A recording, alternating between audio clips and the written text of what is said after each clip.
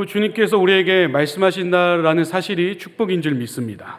오늘 그 음성에 순종하며 나아가는 시간이 되기를 간절히 소망합니다. 로마서에서 여러분, 바울은 15절에 나오는 것처럼 로마 교회 교인들에게 편지하면서 내가 할 수 있는 대로 로마에 있는 너희에게 복음을 전하고 싶다라고 이야기합니다. 그리고 바울은 16절에 나와 있듯이 나는 복음을 부끄러워하지 않는다라고 말합니다. 그런데 이 15절과 16절 사이에는 원문으로 보면 왜냐하면이라는 접속사가 들어가 있습니다. 원문을 살려서 보면 나는 로마에 있는 너희에게 정말 복음을 할 수 있는 대로 전하고 싶은데 왜냐하면 나는 복음이 부끄럽지 않기 때문이야 라고 말한다라는 것입니다. 사도 바울은 나는 복음이 부끄럽지 않기 때문에 너희에게 할 수 있는 대로 복음을 전하고 싶다라고 말합니다. 그런데 여기서 부끄럽지 않다라는 것은 부끄럽지 않는 것을 넘어서서 복음이 너무나도 자랑스럽다라고 말하는 것입니다. 복음이 부끄럽지 않을 것뿐만 아니라 사도 바울 자신에게 복음이 너무나도 자랑스러워서 나는 이것을 너희에게 전하지 않고는 견딜 수 없다라고 말하는 바울의 마음이 들어가 있는 고백입니다. 여러분, 바울에게 복음은 자랑이었습니다. 자신이 평생을 다 바쳐 증거할 유일한 자랑이 바로 복음이었던 것입니다. 왜냐하면 바울은 그 복음의 가치를 알았기 때문입니다. 다른 것들을 다 배설물로 여길 만큼 복음은 그만큼의 가치가 있다는 것을 바울은 알았습니다. 그래서 바울의 삶을 움직이는 원동력은 복음이었다라는 것입니다. 복음이 바울을 변화시켰고 그 복음이 바울의 삶을 이끌고 바울은 그 복음에 이끌려서 자랑스러운 복음을 전하고 있는 것입니다. 여러분, 복음이 너무나도 자랑스러워서 내가 할 수 있는 대로 너무나도 전하고 싶어하는 바울 사도의 말씀을 전하면서 사실 저는 조금 절망스럽습니다. 저의 모습을 돌아보면 과연 바울 사도가 말하는 것처럼 나도 이렇게 말할 수 있을까라는 생각이 들기 때문에 사실은 좀 절망스럽습니다. 물론 제가 복음의 가치를 모르지는 않습니다. 복음의 능력도 모르는 것은 아닙니다. 복음의 가치와 능력을 경험했기에 제가 그래도 이 자리에 목사로 서서 설교를 하고 있습니다. 근데 저에게 목에 걸린 가시처럼 진짜 답답한 것은 무엇이냐면 복음이 너무나도 자랑스러워서 할 수 있는 대로 전하고 싶다라는 그 바울의 고백이 제게 목에 가시처럼 걸리고 있는 것 같습니다. 여러분, 오늘 설교의 제목을 보셨는지 모르겠습니다. 한번 저를 따라해 보실까요? 전도. 이미 아시는 분이 계시네요. 저를 한번 따라해 보겠습니다. 전도, 그 말만 들어도. 여러분, 이 제목을 읽으실 때 지금 이 순간에 여러분은 어떤 뉘앙스로 읽으셨는지 모르겠습니다. 어떤 성도님들께서는 바울 사도와 같이 너무나도 그 복음이 자랑스러워서 전도라는 그 말만 들어도 너무나도 그 마음이 설레어서 설레는 마음으로 그 제목을 읽으셨을 수도 있습니다. 아마 여기 계신 대부분의 성도님들이 그런 마음으로 읽으셨을 것이라고 저는 믿습니다. 여러분, 근데 저는 약간은 낙담한 마음으로 이 제목을 정했고 이 시간 읽었습니다. 전도, 그 말만 들어도. 해야 하는 건 알겠는데 너무나도 막막하고 중요한 건 알겠는데 왠지 모르게 부담감으로 답답함으로 다가오는 그 단어가 바로 전도입니다. 여러분들이 목장 모임을 하면서도 그냥 하하 웃다가도 전도라는 말이 나오면 갑자기 나도 모르게 한숨이 나오는 단어가 바로 전도입니다. 여러분들에게는 어떨지 몰라도 저에게는 절로 한숨이 나오는 단어가 전도입니다. 왜냐하면 저는 철저히 전도에 실패했던 사람이기 때문입니다. 담임 목사님께서 이 수요 예배 설교를 맡기시면서 전하라고 하셨던 주제가 있었습니다. 바로 그 제목에 나와 있듯이 전도입니다. 여러분, 저는 그 얘기를 들으면서 이런 생각이 들었습니다. 잘못 걸렸다. 진짜로 다른 건 몰라도 전도는 내가 할 수 있는 설교가 아닌데 전도야말로 내가 진짜 피해야 되는 주제였는데 그 전도에 대한 주제가 저한테 딱 주어지는 걸 보면서 머리가 하얘졌습니다. 그러면서 제가 전도에 실패했던 그 순간들이 저의 머리에 스쳐갔습니다. 오늘 제가 이 자리에 나와서 여러분, 저는 바울 선생님과 같이 여러분 복음이 저에게 너무나도 큰 자랑입니다. 그래서 저는 복음을 전하지 않고는 견딜 수 없었습니다. 그래서 이 사람 저 사람에게 복음을 전했는데 이런 복음의 열매가 맺혔습니다 라고 말할 수 있었으면 여러분 얼마나 좋았을까요? 근데 그런 것을 기대하고 오셨다면 오늘 잘못 오셨습니다. 여러분 앞에서 솔직하게 말씀드리자면 저는 복음을 전하는 것을 너무나도 부끄러워했던 사람입니다. 그러니까 이제 목사가 되겠다고 신학교에 입학했는데 이제 어느 정도 적응을 마치면서 재미있게 학교를 다니고 있었을 때였습니다. 근데 동기 중에 1살 많은 형이 있었습니다. 그 형이 저에게 다가와서 이런 말을 해줬습니다. 재현아, 요즘 내가 다른 친구들과 같이 우리 학교 옆에 있는 카톨릭 대학교에서 전도를 하고 있는데 너도 같이 갈래? 이런 질문을 저에게 하는 거예요. 여러분 저는 당연히 마음속으로 이렇게 대답하고 있었습니다. 아니, 안 갈래. 근데 저는 전도 가자는 그 형의 말에 차갑게 거절할 수가 없어서 맞아, 전도하긴 해야 되는데 신학생인데 전도해야지. 근데 시간이 되려는지 모르겠어 라고 말하면서 계속 핑계를 댔습니다. 근데 그 형이 정말 끈질기게 포기하지 않고 저에게 이렇게 말하는 겁니다. 맞아, 시간이 없지. 그런데 재현아, 너나 나나 전도사잖아. 그 말에 제가 나 전도사 안 할래 할 수도 없고 그 말에 저는 아무 말도 대답을 하지 못하고 그렇게 카톨릭 대학으로 끌려갔습니다. 저는 너무나도 사실 화가 났습니다. 다른 대학도 아니고 굳이 카톨릭 대학일까? 거기 가서 왜 전도를 해야 될까라는 생각이 너무 저에게 다가왔습니다. 그래서 그 형과 함께 다른 학생들과 함께 가서 전도를 했는데 여러분 제가 전도를 잘했을까요? 못했을까요? 못했습니다. 못한 것뿐만 아니라 유일하게 저만 복음을 전하지 못했어요. 그 자리에 같이 갔던 친구들 또 후배들 선배들 한 10명 정도 됐었는데 그 10명은 막 복음 팔찌도 가져가면서 막 본인들이 복음을 전할 수 있는 자료들을 가져오면서 막 그 카톨릭 대학생들에게 담대하게 전하는 거예요. 근데 저는 그 모습을 구경만 했습니다. 그리고 그때 제가 진짜 좋아했던 여학생이 한 명 있었는데 그 친구도 그 전도 모임에 있더라고요. 근데 그 친구 앞에서도 좀 좋게 보이기 위해서는 제가 복음을 전했었는데 그 좋아하는 여학생이 복음을 전하는 것을 옆에서 보고만 있었습니다. 그러니까 진짜 그 전도 모임을 꼬박꼬박 가긴 했는데 제 입에서 예수님 믿어보실래요? 라는 말조차를 꺼낼 수가 없었습니다. 저는 그렇게 복음을 전하지 못할 정도로 자신감도 없었고 그 마음에 참 수줍음도 많았던 그런 사람이었습니다. 여러분 근데 그때 제가 전도의 이론과 실제라는 수업을 들었어야만 했습니다. 졸업을 하려면. 근데 전도의 이론과 실제 그 수업에는 전도를 한 10명인가 5명 이상을 해야만 성적을 주는 그런 과제가 있었습니다. 여러분 제가 다시 한번 여쭤볼게요. 제가 그 과제를 잘했을까요? 못했을까요? 너무 자신 있게 말씀하시는 것 같은데. 못했습니다.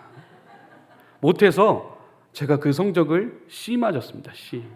거의 낙제생인 거예요. 그러니까 F는 주기 뭐하니까 그냥 전도를 해오지 않아서 아무리 시험을 잘 봐도 그 과목은 전도를 해오지 않으면 과목에서 C를 주는 그런 과목이었습니다. 여러분 그 C를 맞은 저를 보면서 어떤 생각이 들었을까요? 저는 사실 그런 생각이 들었습니다. 다시는 전도 안 한다. 다시는 안 한다. 나에게 이렇게 상처를 주는 전도 내가 절대 안 한다. 라는 그런 이상한 분노까지도 저에게 있었습니다. 그리고 제가 C를 맞으니까 교수님께서 좀 기회를 주셨어요. 그냥 아무에게나 복음을 전하고 와라. 그렇게 얘기하셨는데 여러분 제가 누구한테 전했을까요? 제가 그때 있었던 교회에 잘 교회 나오는 아이들에게 복음을 전했습니다. 차마 밖에 있는 아이들에게 전할 수 없을 것 같아서 그래도 양심은 있어서 조금은 그래도 지켜야 되지 않을까 싶어서 교회 정말 잘 나오는 저보다도 신앙이 좋은 그 아이들에게 복음을 전했습니다. 여러분 이렇게 유일하게 나가서 전도를 하지 못하는 사람이 저였습니다. 그리고 전도를 하지 못해서 부끄러워서 교회 잘 다니고 있는 아이들에게 복음을 전했던 사람이 바로 저입니다. 그런 저를 보면서 저는 절망하는 시간들이 굉장히 많았습니다. 내가 신학생인데 전도사인데 복음도 한번 이렇게 못 전해서 목사가 과연 될 수 있을까라는 생각에 빠졌던 순간들도 있었습니다. 여러분, 그래서 저는 사역을 하면서도 전도와는 거리가 먼 그런 사역자로 살았습니다. 여러분, 그런데 2024년이 되면서 우리 교회의 가장 큰 중점이 전도였습니다. 여러분, 저의 마음이 어땠을까요? 제가 잘 숨겼는데 부끄러웠지만 이런 마음이 들었습니다. 내가 할 수 있을까? 내가 전도에 실패했던 사람인데 내가 다시 할 수 있을까라는 그런 생각이 저에게 들었습니다. 여러분, 겉으로는 제가 표현 안 했는데 얼마나 마음이 답답했는지 모릅니다. 집에 들어가면 매일 땅이 꺼져라 한숨을 쉬었습니다. 어떻게 해야 되지? 어떻게 해야 되지? 다른 학교에 가서 유일하게 복음을 전하지 못했던 사람이 나인데, 전도와 이론과 실천하는 과목에서 C를 맞은 사람이 저인데, 여러분, 제 성적표에는 전도 낙제생이라는 게 지금까지도 들어가 있습니다. 그런 내가 과연 전도를 할 수 있을까라는 생각이 2024년을 시작하면서 저의 마음속에 있었다라는 것입니다. 그런데 바울은 복음이 부끄럽지 않은 이유에 대해서 두 가지를 말하고 있습니다. 그럼 오늘 본문 16절 말씀입니다. 16절 말씀을 우리 다시 한번 한 목소리 읽어보겠습니다. 내가 복음을 부끄러워하지 아니하노니 이 복음은 모든 믿는 자에게 구원을 주시는 하나님의 능력이 됨이라. 먼저는 유대인에게요, 그리고 헬라인에게로다. 아멘. 첫 번째로 복음은 구원을 주시는 하나님의 능력이기 때문에 부끄럽지 않다라고 바울이 이야기하고 있습니다. 그런데 이 하나님의 능력에 대해서 바울 사도는 먼저 4절에서 이렇게 이야기하고 있습니다. 1장 4절 말씀을 또 한 목소리로 함께 읽어보겠습니다. 성결의 영으로는 죽은 자들 가운데서 부활하사 능력으로 하나님의 아들로 선포되셨으니 곧 우리 주 예수 그리스도시니라. 아멘. 십자가에서 죽으시고 성령으로 부활하신 부활의 능력이 복음에 있기 때문에 바울은 복음을 절대 부끄러워하지 않는다라고 말하고 있습니다. 그리고 죽음을 이기시고 부활하셔서 온 땅을 다스리시는 통치자가 되시는 주 예수 그리스도가 복음이기 때문에 바울은 그 복음이 절대적으로 자랑스럽다라고 말한다라는 것입니다. 죽은 자를 살리시는 능력, 그 능력으로 다시 사셔서 이 세상을 다스리시는 주님의 통치가 우리에게 능력이자 복음인 것입니다. 근데 저는 이 본문을 묵상하면서 바울 사도에게 이렇게 되묻고 싶었습니다. 바울 사도님, 잘 알겠습니다. 죽음을 이기시고 부활하셔서 이 세상을 다스리시는 주님이 복음이라는 것을 너무나도 제가 잘 알고 있습니다. 이 세상을 통치하시고 다스리신다라는 그 사실이 우리에게 기쁜 소식이자 복음이라는 것도 제가 알고 있습니다. 그런데 바울 사도님, 요즘 같은 시대에 전도 현장에서도 그 하나님이 통치하신다라는 그 복음이 과연 경험될까요? 라고 바울 사도님께 물어보고 싶었습니다. 여러분, 제가 그래도 목사인데 하나님의 통치가 분명히 있다라는 것을 왜 모르겠습니까? 그런데 알면서도 되묻고 싶었습니다. 도대체 요즘같이 전도하기 어려운, 전도하는 것이 불법처럼 여겨지는 이 시대에 과연 그 전도 현장에서도 하나님이 통치하신다라는 그 복음의 능력이 이 전도 낙제생인 제가 경험할 수 있을까요? 라고 묻고 싶었습니다. 여러분, 그런데 하나님은 전도 낙제생인 저에게 이 교회를 통해서 동국대 전도라는 미션을 주셨습니다. 여러분, 저는 4년 전에도 교육부 전도사로 있었습니다. 유년부 전도사로 있었는데요. 그때도 우리 교회 옆에 유명한 동국대학교가 있다는 것을 저는 알고 있었습니다. 그런데 한 번도, 사실은 단 한 번도 동국대 학생들을 전도해야겠다라는 생각을 해본 적은 없었습니다. 왜냐하면 여러분들도 잘 아시다시피 동국대는 진짜 유명한 불교 학교이기 때문입니다. 그런 학교에 가서 복음을 전한다라는 생각이 저에게 단 한 번도 없었다라는 것입니다. 그런데 그런 동국대 학생들에게 전도해야 된다는 미션을 받으면서 또 목회실에서 상의하면서 담임 목사님께서 아이디어를 주셔서 신입생들 그리고 하숙생들에게 라면을 전달하는 그런 시간을 가졌습니다. 사진 한번 보여주실까요? 네, 이렇게 라면도 포장하고 저 길이 동국대 후문길이거든요. 동국대 하숙생분들이 많이 사시는 그런 곳에 가서 라면을 전달하는 그런 시간을 보냈습니다. 그들의 필요를 채워주면서 전도를 하면서 교회가 이런 따뜻한 곳이라는 것을 자연스럽게 알려주는 전도를 했었습니다. 여러분, 그런데 그렇게 라면 박스를 들고 갔을 때 여러분, 제 마음은 정말 2024년 들어서 제일 불안했었습니다. 과연 라면을 가져갔을 때, 물론 저희가 대놓고 하진 않지만 배너에 장충당교회라고 이름이 써져 있었거든요. 그럼 누가 신고는 하지 않을까? 누가 나와서 이거 하지 말라고 그렇게 하진 않을까? 설마 그게 막 발견돼서 그 다음 날에 뉴스에 나오진 않을까? 이런 생각들이 저에게 너무나도 많이 있었습니다. 그날 제가 동국대 좀 위치를 파악해 보려고 동국대 학교라고 이렇게 쳤었는데 정말 어마무시한 뉴스가 또 그때 나왔습니다.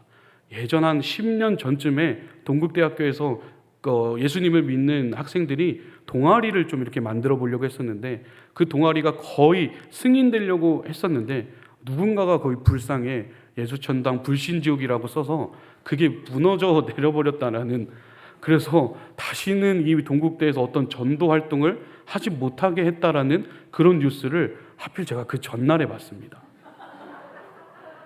여러분, 저는 복음을 잘 전하지도 못하고 너무나도 복음을 전하는 것을 부끄러워하고 두려움이 많은 사람인데 그런 곳에 가서 라면을 줄 때 과연 신고는 당하지 않을까라는 생각이 들었었습니다. 여러분, 그런데 그 자리에서 제가 새벽에도 한번 여러분들에게 전했던 말씀이었었는데 그 자리에서 쭈뼛쭈뼛 서면서 이거를 줘야 되나 말아야 되나 그렇게 서 있는데 어떤 할머니가 저에게 이렇게 말씀하시는 거예요. 거의 화를 내면서 저에게 말씀하시는 거예요. 거기 있지 말고 좀 더 가까이 가서 줘. 그래야 받아가지. 거기서 그러고 있으면 받아가겠어? 라고 말씀하시는 거예요. 여러분, 저는 그게 하나님 음성인 것 같았어요. 그 용기가 생기더라고요. 그래, 거길 가자.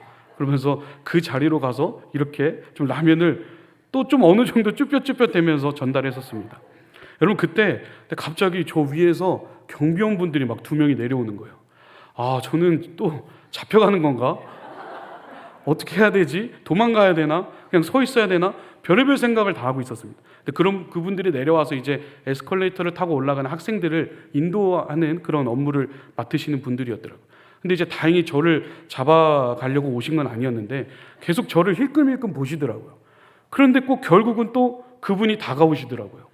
그러면서 이제 너무 두려운 마음을 부여잡고 무슨 말씀을 하실까라고 했었는데 저에게 이렇게 말씀하시는 겁니다. 저 위로 가야 더 잘 받아요. 여러분, 저는 그게 하나님의 음성이었습니다. 여러분, 그러면서 그 라면을 전달해 주는 게 소문이 퍼져서 저희가 가져가라고도 하기 전에 그거 가져가도 되냐고 학생들이 와서 가져가더라고요. 그리고 운동부 학생들이 막 거의 쳐들어와서 라면을 다 가져가더라고요. 그러면서 저희가 장충당교회 한번 놀러 오세요. 장충당교회 한번 오세요. 그러면 한번 가야죠 하면서 한번 갈게요 라는 그런 재밌게 전도하는 시간을 보냈었습니다. 그리고 그렇게 전도를 하면서 저희가 2곳에 나눠서 전도를 했었는데요. 한 곳에 있었던 같이 갔던 그 청년이 얘기해 줬는데 장충당교회 안 그래도 한번 가보려고 했었다고, 교회를 지금 찾고 있는데 장충당교회 가보려고 했다는 그 청년을 또 만나기도 했습니다. 아쉽게 그 청년이 저희 교회로 인도되진 않았었는데 그런 놀라운 일들도 있었습니다. 그리고 제가 직접 라면을 전달하면서 만났던 한 청년은 저희 교회 한번 와봤었다라고 하더라고요. 한번 와봤었는데 저랑 이렇게 얘기하면서 교회 한번 또 오겠다라고 그렇게 접촉이 됐던 청년들도 있었습니다. 여러분, 저는 그날 갔다 와서 다리가 진짜 힘이 풀리는 것 같았습니다. 갔다 와서 다행이다. 잡혀가지 않아서 다행이다 라는 생각을 했었습니다. 여러분, 근데 제가 경험한 전도의 현장에서 경험한 복음의 능력은 뭐였냐면 이런 하나님의 음성이 들렸던 것 같습니다. 재현아, 나는 네가 두려워하는 그곳에서도 하나님이야. 네가 안 될 것 같다라고 말하는 그곳에서도 복음은 복음이야 라고 말씀하시는 것만 같았습니다. 여러분, 복음의 능력, 그 십자가에서 죽으시고 다시 사신 예수님께서 이 땅의 주인이시며 이 땅을 다스리신다라는 그 복음의 능력이, 그 복음의 좋은 소식이 저에게는 가장 두려운 공간이었던 동국대에서도 울려 퍼졌던 것만 같았습니다. 여러분, 그렇게 동국대라는 곳에도 저희 교회가 처음으로 복음의 씨앗을 뿌릴 수가 있었습니다. 그리고 또 바울 사도는 복음을 부끄러워하지 않는 이유에 대해서 이렇게 말합니다. 오늘 본문 17절 말씀 우리 다시 한번 읽어보겠습니다. 복음에는 하나님의 의가 나타나서 믿음으로 믿음에 이르게 하나니 기록된 바 오직 의인은 믿음으로 말미암아 살리라 함과 같으니라. 아멘. 바울 사도는 복음에 하나님의 의가 나타났기 때문에 복음을 부끄러워하지 않는다라고 말합니다. 그런데 여기서 하나님의 의는 하나님의 신실하심입니다.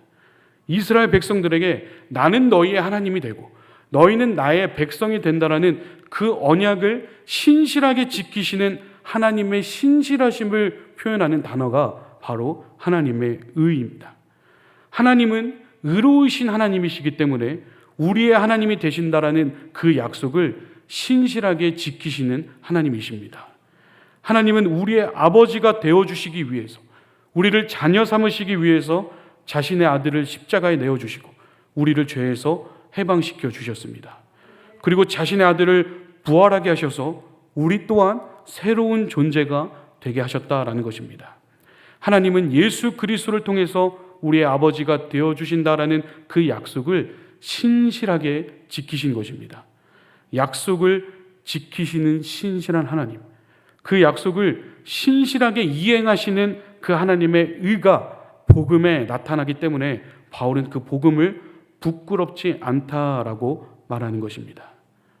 여러분, 지금도 그 약속을 지키시기 위해서 신실하게 일하시는 하나님이 복음의 소식인 것입니다.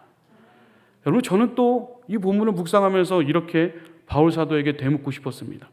그리고 이번에는 하나님께도 되묻고 싶었습니다. 하나님, 저도 복음을 믿고 구원받은 자로서 하나님께서 얼마나 신실하신 분인지 알고 있습니다. 나를 위해서 십자가와 부활이라는 계획을 세우시고 자신의 아들을 내어주실 만큼 신실하게 그 약속을 지키시는 분이 하나님이라는 것도 저는 잘 알고 있습니다.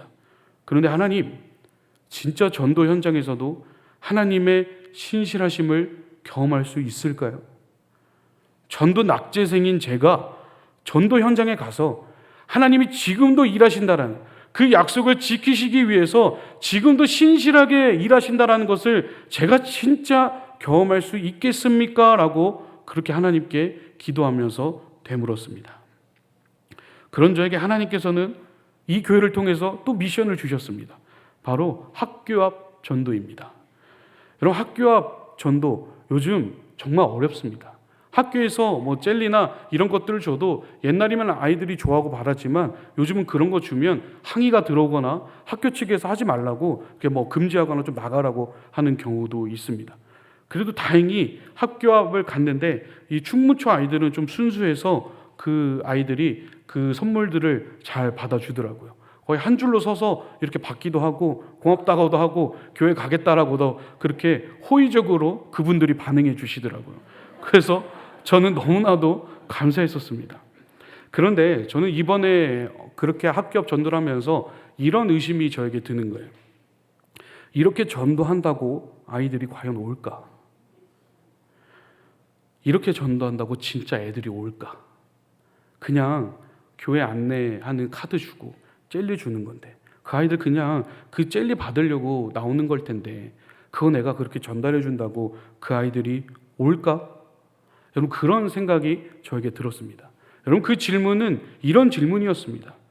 하나님, 그 전도 현장에서도 하나님 일하십니까? 하나님 일하십니까? 라는 질문이었습니다.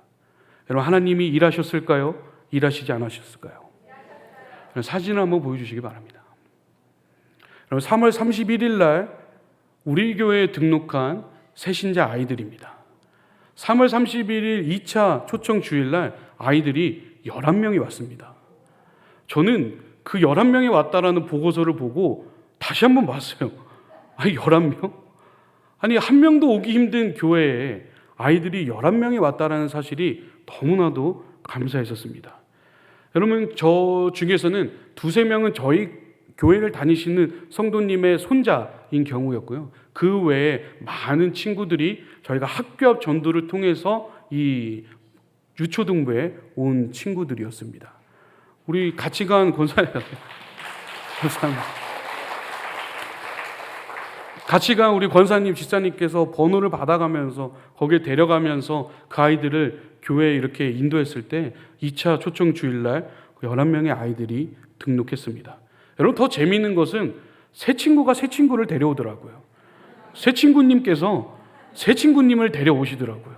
그래서 지금도 4명의 친구가 더 지금 등록을 해서 거의 15명의 아이들이 저희 유초등부를 방문해 주었습니다. 여러분, 더 감사한 것은 지금 5명의 친구들이 4번 이상 교회를 꾸준히 방문하고 있습니다. 15 중에서 아무도 교회를 또 안 오면 저희가 또 실족할까봐 하나님께서 인도해 주셔서 5명이나 되는 아이들이 지금 교회를 4번 이상 연속으로 지금 방문하고 있습니다. 그 아이들이 지금 부장님을 통해서 새가족 교육을 받으면서 복음을 지금 접하고 있습니다. 여러분, 복음은 능력이 있는 줄 믿습니다. 신실하게 일하시는 하나님의 일하심을 우리는 분명히 누리게 될 줄 믿습니다. 여러분, 그리고 누리고 있습니다. 복음의 능력은 2000년 전에도 지금도 동일하게 역사합니다. 그 복음의 능력을 우리는 믿게 되는 줄 믿습니다. 여러분, 그런데 저는 복음 자체는 부끄럽지 않습니다. 저도 복음을 믿어서 구원받은 사람이기에 복음 자체를 부끄럽다고 말할 수는 없을 것 같습니다. 근데 여러분 앞에서 솔직하게 말씀드리자면 복음을 전하는 것이 아직도 부끄럽습니다. 목사인데도 이런 고백을 하는 것이 부끄럽지만 사실입니다. 여러분 앞에서 거짓말할 수 없게, 하나님 앞에서 거짓말할 수 없게 솔직하게 고백하자면 복음을 전하는 것 그 자체가 저에게 너무나도 부담이고 너무나도 부끄럽기도 합니다. 다른 사람들처럼 자랑스럽게 복음을 전하는 그런 사람이 저는 아닙니다. 전도사님과 부장님 또 집사님들과 함께 전도 가면서 저는 그 옆에서 보조할 뿐입니다. 그러나 저의 어떠함과 상관없이 복음에는 능력이 있기에 전도의 현장에서 부족한 사람을 통해서도 하나님이 일하시는 줄 믿습니다. 그런데 복음의 능력을 경험하고도 이렇게 하나님께서 일하신다라는 것을 경험하면서도 전도의 현장에 가면 부끄럽기도 하고 두렵기도 합니다.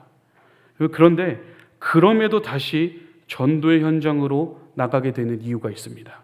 여러분, 히브리서 2장 11절 말씀을 우리 함께 읽어보겠습니다. 히브리서 2장 11절 말씀 우리 화면을 보시고 함께 읽겠습니다. 거룩하게 하시는 이와 거룩함을 입은 자들이 다 한 근원에서 난지라. 그러므로 형제라 부르시기를 부끄러워하지 아니하시고. 여러분, 한 번 더 읽겠습니다. 거룩하게 하시는 이와 거룩하게 함을 입은 자들이 다 한 근원에서 난지라. 그러므로 형제라 부르시기를 부끄러워하지 아니하시고. 여러분, 저는 아직도 복음을 전하는 것이 익숙하지 않습니다. 저는 복음을 전하는 게 부끄러울 때도 있습니다. 복음을 전하는 게 두려울 때도 있습니다. 관계가 무너지게 되지 않을까? 관계가 틀어지게 되지 않을까? 이렇게 해서 또 저런 일들이 일어나지 않을까? 별의별 생각을 하면서 전도의 현장으로 나갑니다. 그럼에도 다시 전도의 현장으로 나갈 수 있는 또 이유가 무엇이냐면 오늘 히브리서 2장 11절의 말씀처럼 그렇게 부끄러워하는, 그렇게 두려워하는 저를 예수님께서는 형제라 부르기를 부끄러워하지 아니하시기 때문입니다. 여러분, 예수님은 제가 예수님의 형제인 것을 부끄러워하지 않으십니다. 예수님께서는 지금 여기 앉아있는 우리 모두를 이 사람은 나의 형제입니다. 이 사람은 나의 동생입니다. 이 사람은 나의 가족입니다 라고 말하는 것을 절대 부끄러워하지 아니하신다라는 것입니다. 하나님 앞에서 당당하게 말씀하십니다.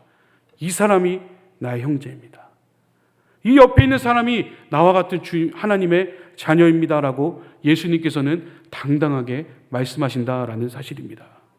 여러분, 그래서 저는 복음을 전하는 것이 부끄러울 때도 있고 복음을 전하는 것이 두려울 때도 있지만 그 복음을 전하는 것을 두려워하고 복음을 전하는 것을 부끄러워하는 저를 형제라 부끄러워하지 아니하시는 예수님이 계시기 때문에 다시 한번 전도의 현장으로 나가게 됩니다. 여러분, 예수님께서는 우리를 부끄러워하지 않으십니다.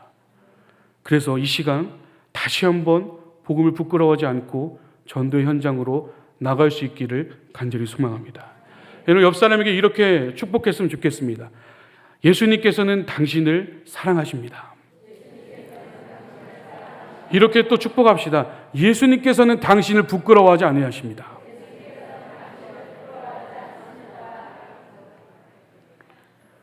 여러분, 카톨릭 대학교에 가서 아무 말도 못했던 그 신학생,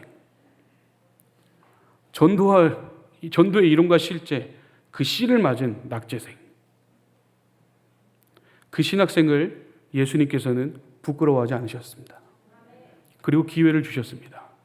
그리고 복음의 현장에서 정말 뭐 특출나게 한 것도 없는데, 제대로 한 것도 없는데 하나님께서 놀랍게 일하셨습니다. 여러분, 그것이 복음의 능력인 것 같습니다.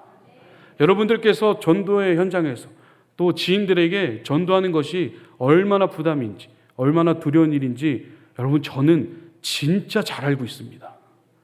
여러분, 그러나 두렵더라도 부끄럽더라도 우리를 부끄러워하지 아니하시는 예수님이 여러분 안에 계십니다. 그 예수님을 믿고 다시 한번 일어나시길 바랍니다. 여러분, 그래서 우리 교회 가운데 하나님의 일하심이 드러나게 되는 줄 믿습니다. 하나님의 그 신실하심이 드러나게 되는 줄 믿습니다. 너희 교회를 내가 회복할 거야 라고 말씀하시는 하나님의 그 약속이 우리 교회 가운데 반드시 일어나게 되는 줄 믿습니다. 여러분, 그 믿음의 현장 가운데 우리가 다 같이 있기를 간절히 소망합니다. 여러분, 하나님께서는 저에게 또 미션을 주셨습니다. 저희 어머니께서 전화가 온 거예요. 여기 동국대점에 제 친척 동생이 알바를 하고 있다고 하더라고요. 그 햄버거 집에서. 저 그 친척 동생 안 본 지 한 지금 4년 된 것 같은데 그 친척 동생한테 가서 전도해라. 너네 교회 요즘 보니까 전도 많이 하는 것 같은데 데려와라. 그리고 이 근처에서 또 제 친척 동생이 또 산다고 하더라고요. 여러분, 가족에게 전도를 한다라는 거 여러분 진짜 어렵다라는 거 저 알고 있습니다. 그런데 또 하나님께서 미션을 주셨습니다. 그래서 좋은 핑계가 하나 있더라고요. 오빠 결혼했으니까, 사촌 오빠 결혼했으니까 집에 한번 놀러 오라고 해서 교회로 데려올 생각입니다. 그래서 결혼을 한 게 얼마나 다행인지 모르겠습니다. 여러분, 이렇게 하나님께서는 작은 부분 하나까지도 들어 쓰셔서 전도하게 하시는 줄 믿습니다. 그 놀라운 하나님께서 우리에게 그런 미션을 주실 때 여러분, 내가 하는 것이 두렵더라도, 내가 하는 것이 작을지라도 그것을 통해서 하나님께서 일하실 줄 믿습니다. 여러분, 그 일하심이 지금의 전도의 현장에서도 지금 벌어지고 있습니다. 여러분, 믿으시고 우리 함께 그 전도의 현장으로 나갈 수 있기를 간절히 소망합니다. 우리 함께 기도하겠습니다. 사랑과 은혜가 풍성하신 아버지 하나님, 사도 바울은 주님의 복음을 너무나도 자랑스러워해서 그 복음 전하기를 부끄러워하지 않는다라고 말했는데, 하나님, 저는 복음을 전하는 것이 부끄러웠습니다. 복음을 전하는 것이 너무나도 두려웠습니다. 그래서 복음을 전하러 나가는 그 길이 너무나도 무서웠었습니다. 그러나 복음에는 능력이 있기 때문에 그 두려운 자를 위로하시고 그 자리에서 하나님의 일하심을 보게 되었습니다. 하나님, 두렵지만 무섭지만 때로는 부끄럽지만 우리가 전도의 현장에서 하나님의 일하심을 경험하게 하여 주시옵소서. 하나님, 그 주님을 믿는 그 믿음을 가지고 나아갈 때 하나님, 우리 교회 가운데 회복을 약속하신 주님의 일하심이 다시 한번 일어나게 될 줄 믿습니다. 하나님, 우리가 기도하며 나아가오니 그 주님의 일하심을 곳곳에서 보게 하여 주시옵소서. 이 모든 말씀 예수님의 이름으로 기도드립니다. 우리 아멘.